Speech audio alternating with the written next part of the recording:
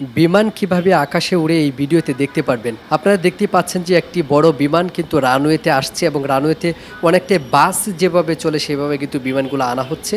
তারপরে কিন্তু এটা কিন্তু রানওয়েতে মোটামুটি ৫ থেকে ৭ মিনিট রাখা হবে এবং বিমানের ইঞ্জিনের যে সাউন্ডটা এটা কিন্তু বিকট হবে। আপনারা যারা এই দৃশ্যটি দেখেন নাই তারা কিন্তু আপনার এই ঢাকা এয়ারপোর্টের ঠিক পিছনে অংশে বাউনিয়া এলাকাতে আসলে কিন্তু এই দৃশ্যটি কিন্তু খুব কাছ থেকে দেখতে পারবেন যে বিমান কিভাবে আকাশে উড়ে এবং কিভাবে আকাশ থেকে যখন নামে এই মজাদার একটি দৃশ্য কিন্তু আপনারা বাউনিয়া এলাকায় আসতে পাবেন। আমি যেহেতু বাউনিয়া এলাকায় গিয়েছি আমি এই দৃশ্যটি কিন্তু ক্যামেরাবন্দি করে নিয়ে এসেছি এবং আমার যারা অডিয়েন্স আছে ঢাকা হোস্টের সাথে যারা আছে তাদেরকে এই দৃশ্যটি দেখানোর জন্য মূলত এটাকে ক্যামেরা করেছি। আপনাদেরকে একটা জিনিস বলে রাখা ভালো যে এই বিমানগুলো যখন আকাশে উড়ে কিন্তু এক ধরনের দৃশ্য এবং আকাশ থেকে যখন নামে তখন কিন্তু অন্য ধরনের একটি দৃশ্য। এই বাউনিয়া এলাকায় প্রতিদিন কয়েক হাজার দর্শনার্থী আসে শুধুমাত্র এই দৃশ্য দেখার জন্য।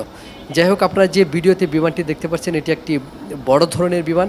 আমি যতটুকু জানি এটি একটি দোতলা বিশিষ্ট বিমান। এই বিমানটি আকাশে ওড়ার জন্য মোটামুটি অনেকক্ষণ ধরে কিন্তু রানওয়েতে অপেক্ষা করে তারপর কিন্তু আরেকটি বিমানকে এখানে ল্যান্ড করার জন্য সুযোগ করে দেয়।